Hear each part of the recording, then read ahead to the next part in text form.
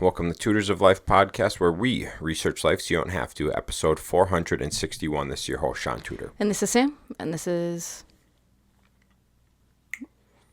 What? Tutor episode. Oh my God. Where we try to teach you something new.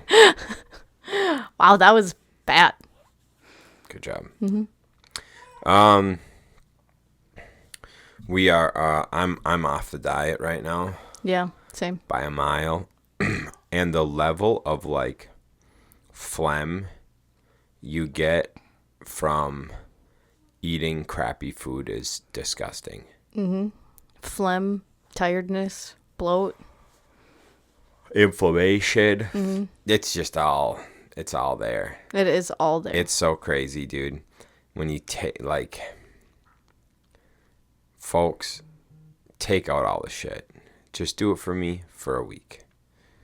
Take out all the shit for a week. Everything. Meat and fruit. Only meat and fruit. You can only eat meat and fruit for a week. Please do it for me. 7 days. And you will understand everything I'm telling you. Yeah. No processed meat. Just meat. Yep. Yeah, I'm excited to, luckily, we need to come up with something for my family Christmas for food. Luckily, my family doesn't go too crazy on sweets, so we won't have to worry too much about that this week, which is nice. Mm-hmm.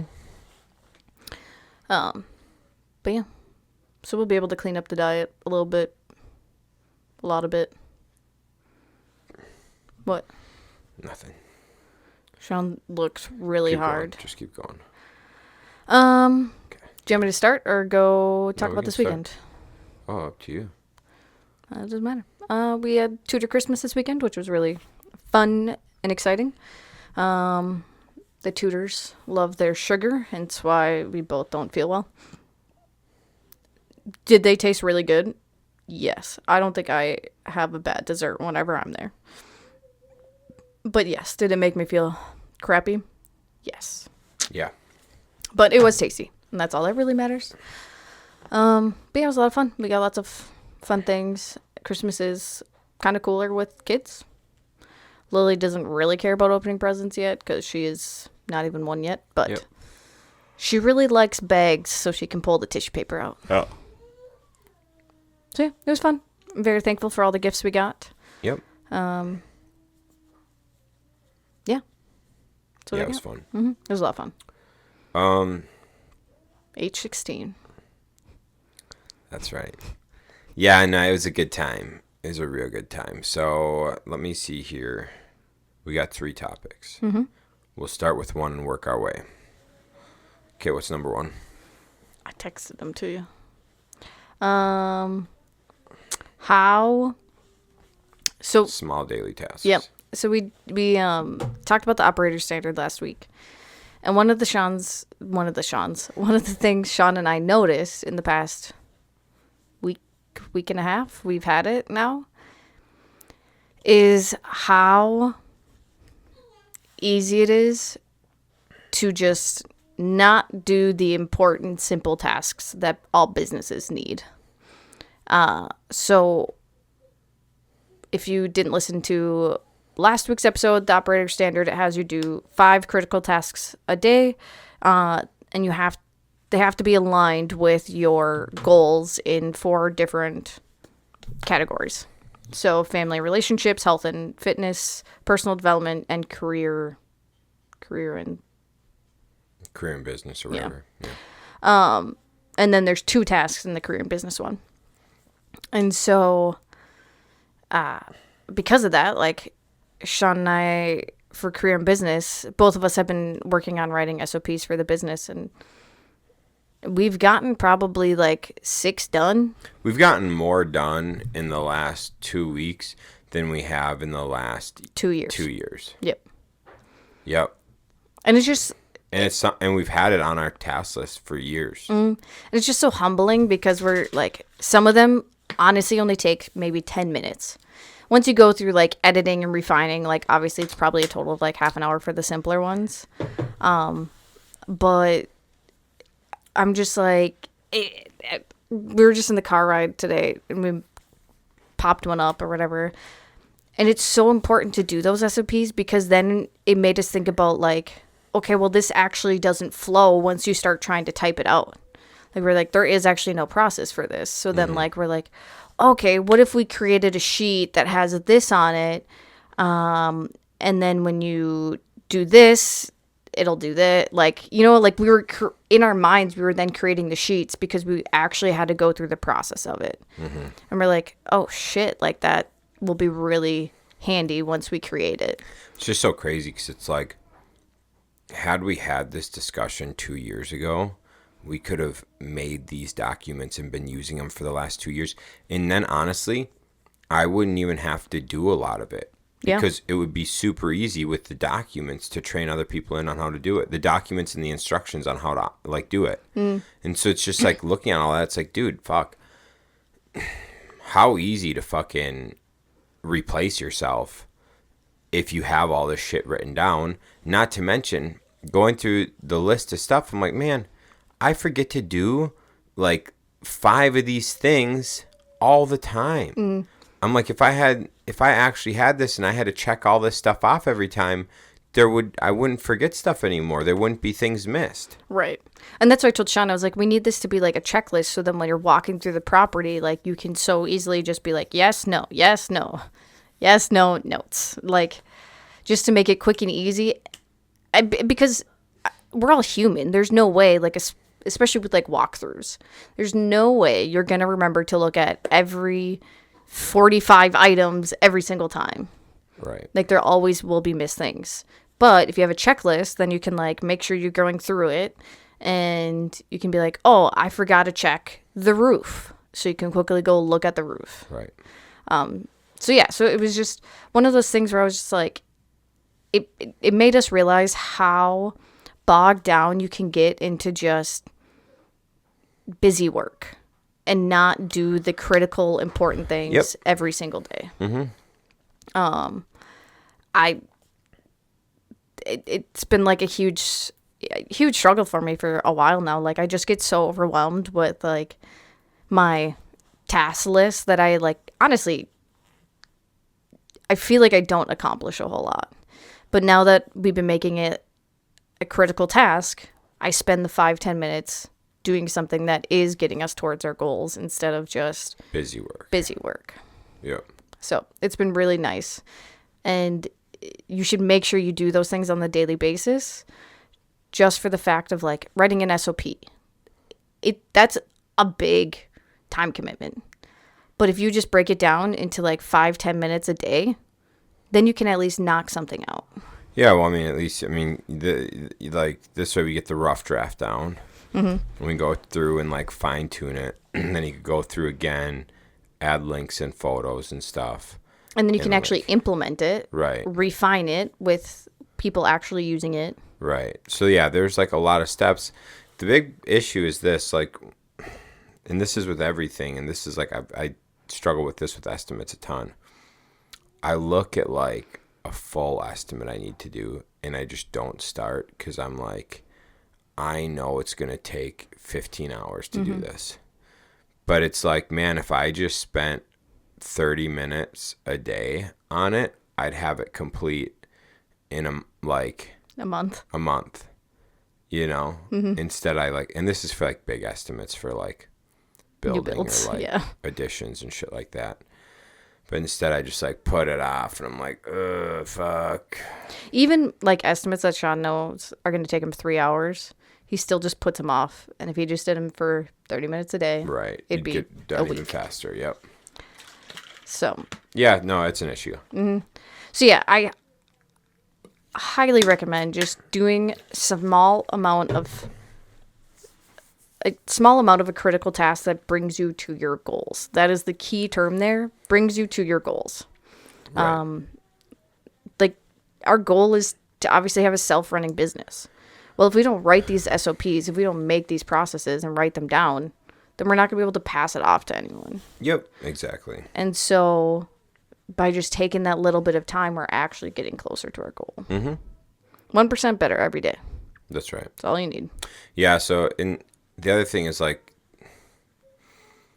it's easy to neglect things every day. So like the 4 different things, it's like we made sure we got a walk in yesterday, even though it was like 0 degrees And super windy. and super windy. We made sure to like, well, it was pretty easy because we were doing family time, but like spend time with family. And we did some self-development shit before bed, and then we worked on the drive up. And so it's like it just makes you a lot more intentional with like Your time and like doing shit that's good for you. Otherwise, like yesterday and today would have just consisted of driving up, BS, and listening to like shit, podcasts, whatever, eating way too much food, scrolling the phone too much, and not moving. Mm-hmm. And instead, like, there was multiple things that were good throughout the day that then made us win the day. And the car rides go so quick when you're getting shit done. Oh my God, so much faster.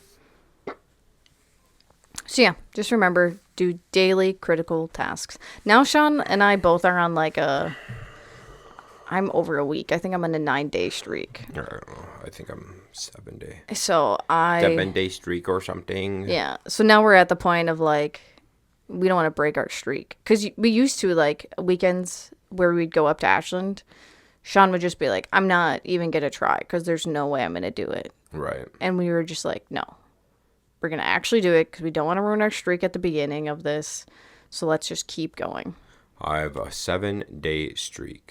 So I think, yeah, mine would probably be 9. Mm-hmm. So yeah, I highly recommend. Obviously, you can't sign up for the operator standard anymore, but doing something similar with the 5 critical tasks towards your goals. Mm-hmm. What else we got, John? So the second one is Frugality of Wealthy People. Oh, yeah. What was the book you read? Was it The Millionaire Mind? The Millionaire Mindset, yeah. Mm-hmm. But it's crazy because I was thinking about a guy I know who is worth probably middle range 8 figures. And maybe, no, I don't know, probably somewhere between like 20 and 50 million. Let's say 20 and 40 million. Okay, whatever.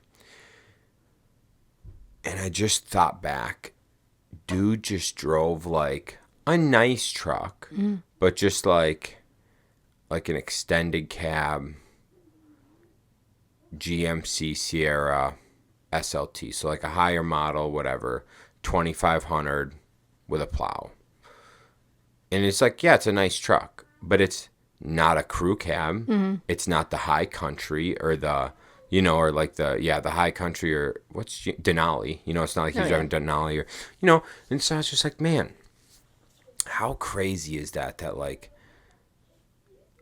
dude's just frugal or like, has a sense of frugality and like purpose behind like what he's driving.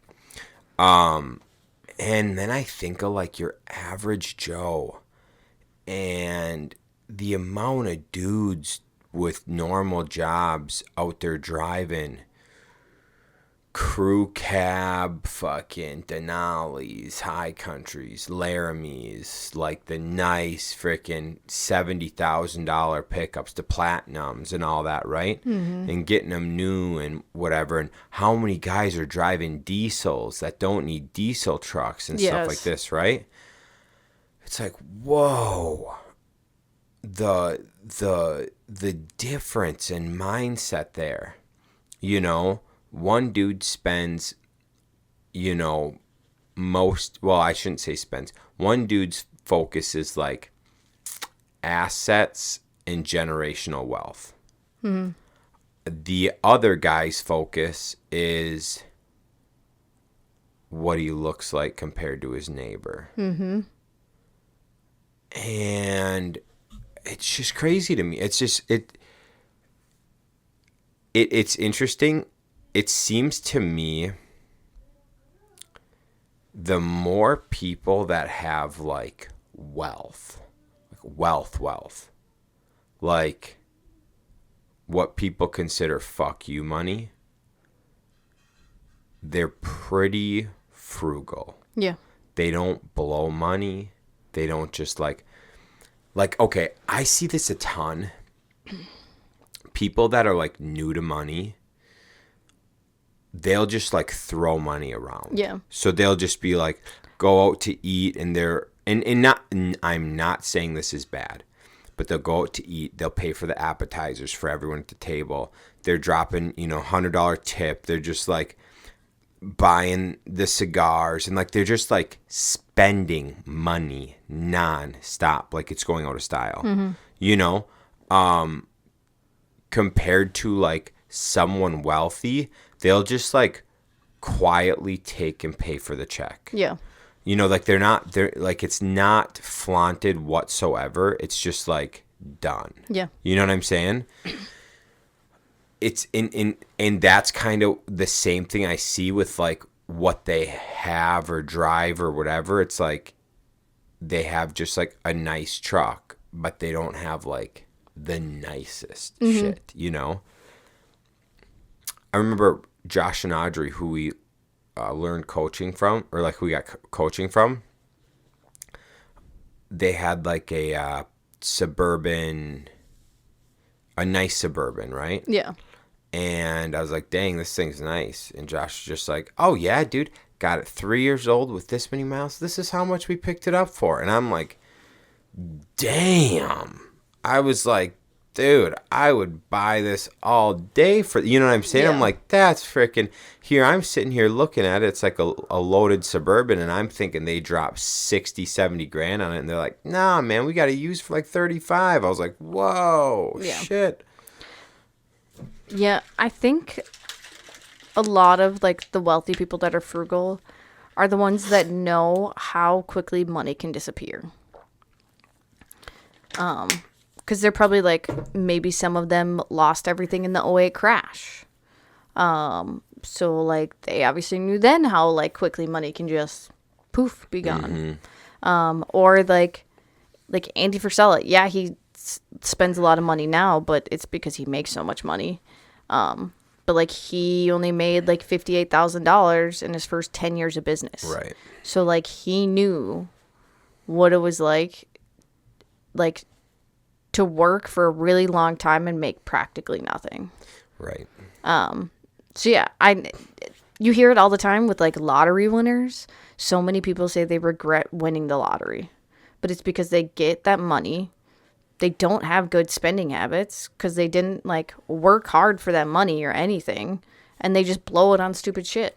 Dude, that right there, this is where I've always said money management is more important than the income you make. Mm-hmm. And I get pushed back a lot on that. And I even like, dude, so many of the gurus you watch are just like, no, earn more, earn more, earn more. I'm like, dude, I've watched dudes earn more. I've watched dudes make a lot of money, and you know what they do? They spend all the money and have nothing to say about it afterwards. Because if there's some people, like, if that money's in their account, they're going to spend it. They're going to spend it. You need to learn how to manage your money no matter what income level you're at. If you can manage your money, make more. Make all the more. Make all the more. Yeah. But, like, dude, you look at a football player, or you look at any sports player. Like, dude, especially in the NBA, the NBA's got like a 92% bankruptcy rate. It's something absurd like that. And it's like, hey, those are some high fucking earners. Yeah. They don't know how to manage money. So right there, that backs up my claim. Mm-hmm. Learn how to manage your money. Yep. And no matter what you end up earning, then you'll be able to manage. Yeah. If you can't manage your money, you're an NBA player making $10 million a year. Of course, you're just going to blow it on everything. You're going to be bankrupt. Mm-hmm. Like, because you don't know how to not, like, you just spend everything you make. Yep. So, when you think of that, dude, and you look at, like, wealthy people who've been in the same nice house for so many years, they're driving a vehicle that's not like crazy. They, you can tell they're wearing the same loafers they've been wearing for 3 years. Like, you can see these things in these people, and it's like, damn, they don't, at their offices, they don't have leased furniture. You know what I'm saying? Like, Yeah. it's just so crazy to me to just, like that's the kind of people new money should be like mentoring or getting mentored from. Yeah. Getting mentored from. You should be searching out like foundational wealth, or like the people who fucking got it, held it, holding it, been holding it, and learn the habits from them, so that you don't just buy a fucking Ferrari and run out of money. Yep.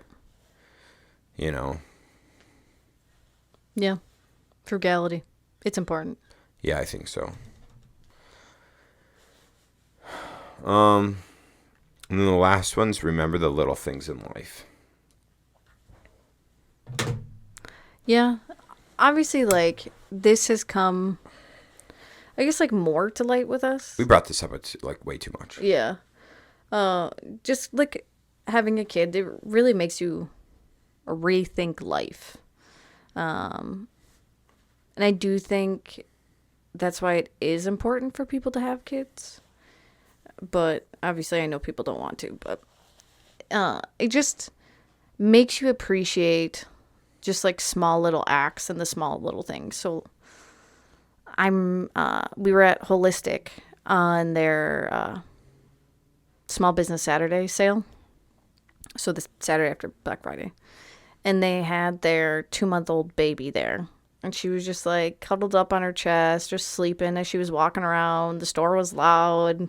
This baby was just sleeping. And I was like, oh man, like that was only 8 months ago for us. But like, I miss it already. And it's just like, because like those small little things just go by so quickly. Right.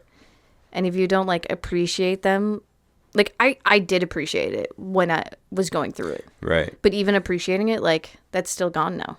Like, Lily will never be that small again, that cuddly, well, maybe that cuddly, but, like, just fall asleep like that. So, yeah, it really just makes you want to appreciate all the small things in life. Having a kid does, at least. Okay. I don't think you need to have a kid at all to appreciate things, or like to think about appreciating things. Yeah, I'm just saying, like, it puts that, like, a whole new perspective of that, like, on people, I think. Sure. Okay. That makes sense. I think about it down to like I don't need me personally, I don't need a kid to think about that shit. I think about it to like this extent, right? I remember being 20 years old, and I went to Missouri working with Nate. And we're in Missouri, and it's like the middle of summer, balls hot, terrible. And we went out golfing, right? And I thought about that, and I'm like I thought about it today. I'm like, you know what? Like, I vaguely remember, like, I remember like a couple little things from that, right? But I'm like, dude, during that time, I wasn't thinking about like, I wasn't worried about the game or like the experience or whatever. In my mind, like, I was thinking about work and like what's coming next and like, like, where am I going? What am I doing? Shit like that. I wasn't like fully into the game of golf. Like, I remember that, you know what I'm saying? And I think about that a lot with like my Wednesday league when I go golfing with the boys. Half the damn time I'm responding to work messages. I've told you that. Yeah. And I'm like worried. I'm not present in hanging with the boys, right? And so it's the same shit with like you and I. We like go on a date and half the dates brought up talking about like work and future and shit, which is fine. Like we like that stuff, right? But it's to the extent that we forget so much about the little things. We're so like this is the opposite of like European culture. We are so concerned about what's coming next. We're so concerned about the future. We're so concerned about growth and all that shit that we don't like essentially win the day. We don't worry about the 24 hours we're in. We are thinking about when we got that cabin in fucking Montana, life will be great. When we fucking get out of this house and get into a big open concept house, life's going to be cherry. When we retire, we're going to go do all this traveling. Exactly. And it makes you really wonder, or like that kind of stuff makes me go, okay, well, what is the point of it all? Okay, because business is fun and I'm not going to stop business. Like I truly do enjoy that a lot. But there's other things I enjoy too. And especially like family time and going and doing shit and like activities, whatever. Well, how much of that gets put on the back burner for growth and business and like your day-to-day busy work, right? And there's a time to grow for sure. Like we spent the last 8 years growing essentially. Yeah. There's a time to grow and we're still growing. But there's a time to ask yourself, like, what is the purpose of all this? Like, is it worth not seeing my kids grow up?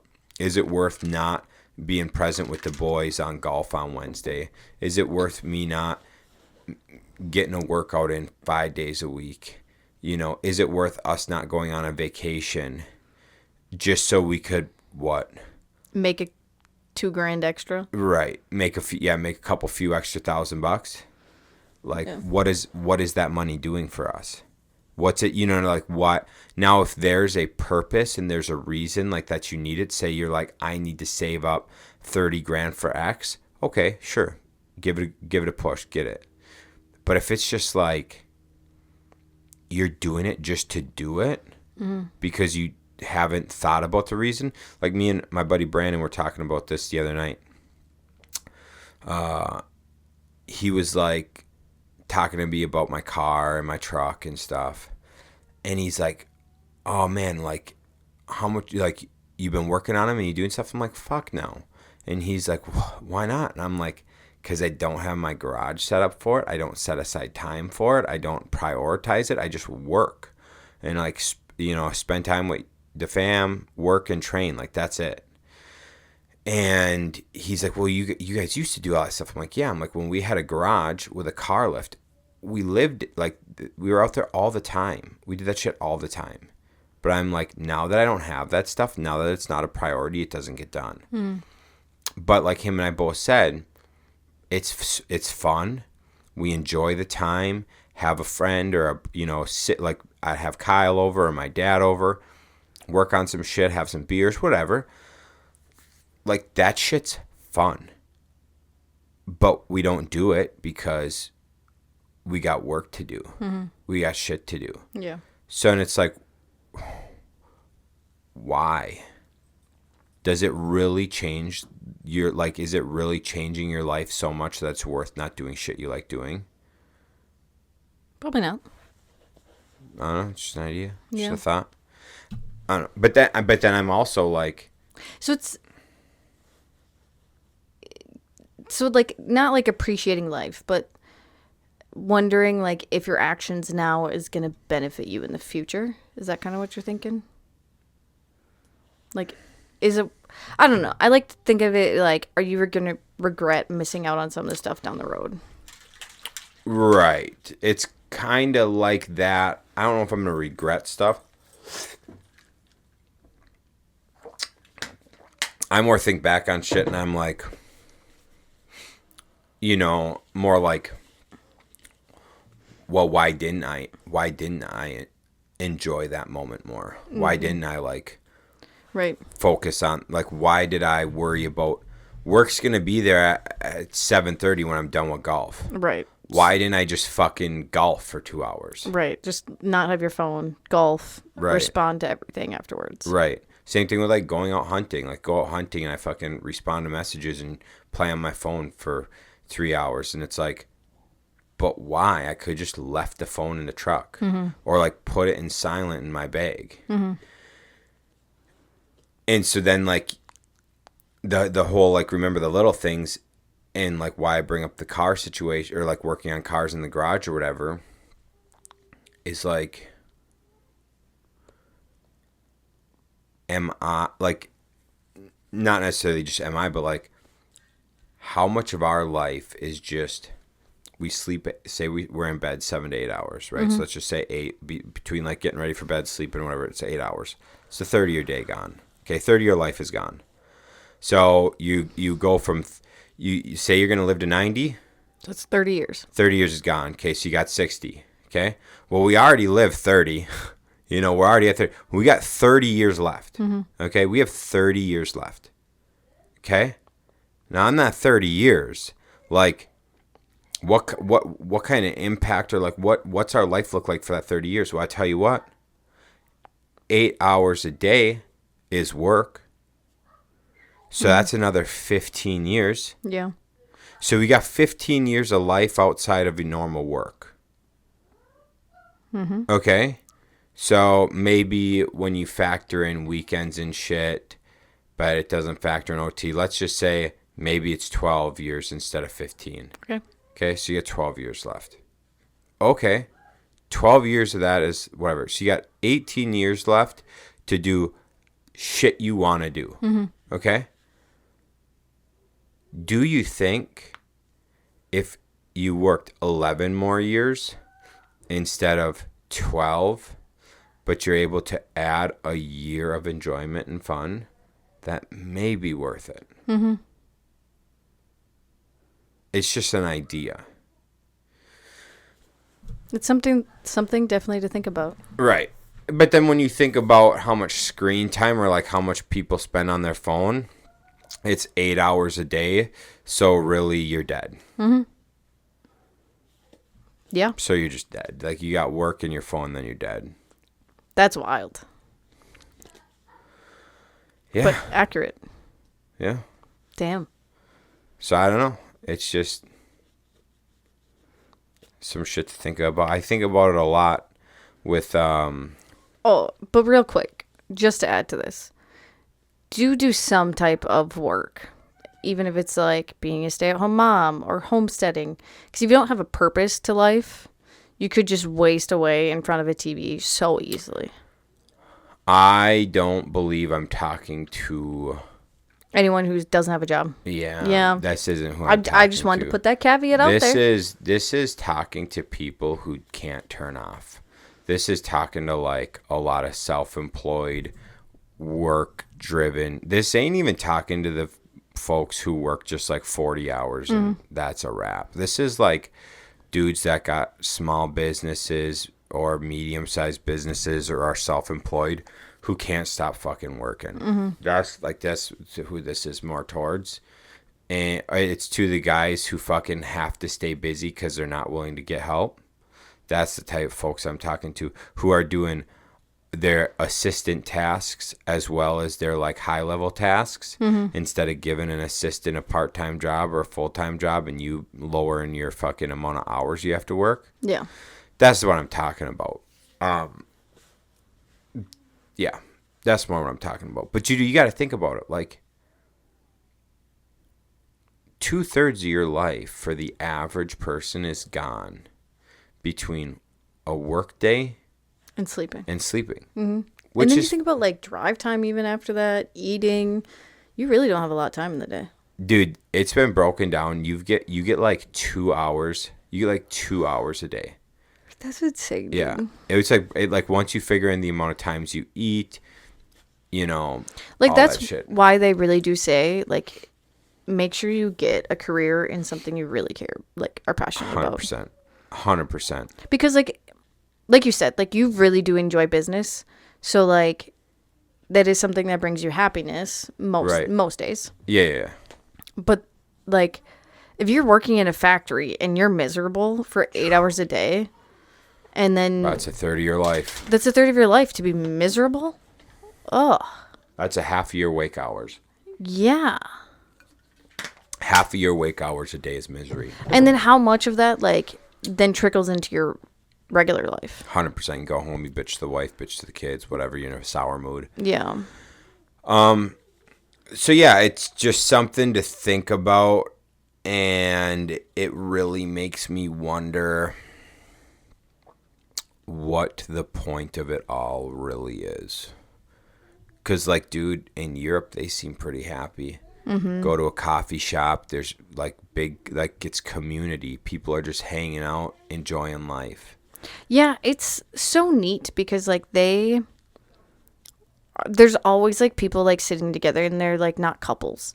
They really prioritize like friendships and Right. socialization. So like after work, they meet up with their friends at coffee shops and hang out and drink coffee. And I think it was Portugal, parts of Portugal and Spain like lost power this summer. And like they were like, oh, like what are they gonna do without power or whatever? They were like having parties out in the streets. They were, like, loving, they were thriving. They were Yeah. loving life. Like the communities were getting together and hanging out and having these like group parties, and it just really goes to show like especially us Americans, we're so segregated. So segregated. If you Huge guys segregation. Yeah, if you guys like don't know this, you can tell like older houses from newer houses. So older houses have porches because they used to sit on their front porch. And so like let's say Shaun and I are sitting out on our front porch drinking our coffee.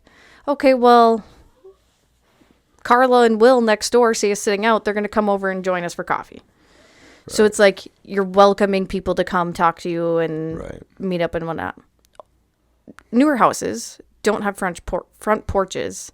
They have back decks because people are private and want their privacy and don't want to converse with their neighbors. Right. So it's just like even like more, I would say in the past like 50 years that like has changed in our society as we've become such private people. And I think COVID did us dirty because then people got to work from home. So now they're recluses and don't even have to go to an office to converse with someone. And we talked about this study that there's a country that was it Italy? That they like did a study on like was it health in the elderly? And one of the things that helps you stay healthy Oh, yeah. was It's like a sense of community. yeah, sense of community and like conversing basically. Yeah, it was relationships. It was like Just basically like Yeah. communicating with like having conversations with other people. Like talking to other Right. people really helps you stay healthy. yeah, there was like 3 things, and I don't even know if food was on the top 3. Yeah. It was movement, like relationships and whatever, and purpose. Yeah. It was like your 3 things, and then it was like food. Yeah. It was crazy, but yeah, it was like the 3 things. Granted, this was in Italy, so the food's good. Yeah. That plays a pretty big role because the U.S. sucks dick with food. But I mean, COVID did us dirty with like keeping people indoors. Keeping people and, segregated, yeah. yeah, and even now, like places discovered, oh yeah, we don't need to have these office buildings. We can just have people work from home. Mm-hmm. Well, when people don't have to leave their house, then they don't have to get dressed for the day. They don't have coworkers to go talk to. Like, that's so depressing. You really lose your sense of Living. yeah. Like, I remember when we had Lily, I didn't leave I think I left the house twice in the first like week or two. because people would just come here to visit, and I think we just went to the Cairo and maybe a grocery store or something. And then one of our friends was like, oh, hey, the home and garden show's at Menards. And I was like, Shaun, we're going. And it was just because I wanted to get out of the house. Mm-hmm. And it was like so easy for me. Like once I was stuck in the house, I shouldn't say stuck, but once I was like in the house for so long, it was so easy to just sit there and like watch TV all day and just do nothing. Like I wouldn't clean the house. Like I felt like I didn't have a purpose, and I was just lazy and depressed. I wasn't depressed, but it was just so blah, just meh. And so once we started like going out and doing things again, like I felt like a human being. I was like, oh yeah, I don't like watching TV. Yeah, sense of community. That's I think what there's a term for it, another term, but yeah, it's like your circle, your group. It's really important. I think just getting out of your house is so important. It is. Mm-hmm. Okay, cool. We got a little off topic on the little things, but yeah, we did. I don't know. It's just makes you wonder what the hell we're doing. And what's funny is I listen to some like wealthy people, like dudes worth billions, talk about this, and people are like, is it all it was chalked up to be? What's your thoughts and everything like that, and generational wealth and stuff? And they're like, yeah, statistically, by the third generation, all my money's gone, or all your money is gone by the end of the third generation that you pass it down to. And so they're like, in 3 generations, I'm irrelevant. The people that got my money aren't even going to really know my name. Mm-hmm. And so they're like, what the fuck did it matter? Because his point was like, do you know your great grandfather? And the person's like, no. And he's like, exactly. They're not going to know me. Mm-hmm. And so it's just a way of like, that money's gone. Most likely they ruin their lives because after the one generation of kids below them, or like the grandkids, the first set of grandkids, all those, they got spoiled, they got comfortable, they didn't keep teaching the grind and the hustle and like how to retain that money. They're just living out, they're just trust funds. Mm-hmm. And then by the end of that third generation, it's gone. So by the time the great grandkids have had the money, it's gone. Mm-hmm. So the time was just wasted, useless. Well, the people are just like, well, so the point that the guy made is just like, and what like a lot of people make is like, does the extra money matter? Mm-hmm. No. If you don't love business, don't do it. Right. If you don't, or like, don't spend your whole life chasing more money because the money doesn't matter. Because here's the thing is, what would you rather want? The money to get passed down to your grandkids, or your grandkids to actually remember you? Well, but then even when it comes to your great grandkids or your great grandkids, they're not going to know you either.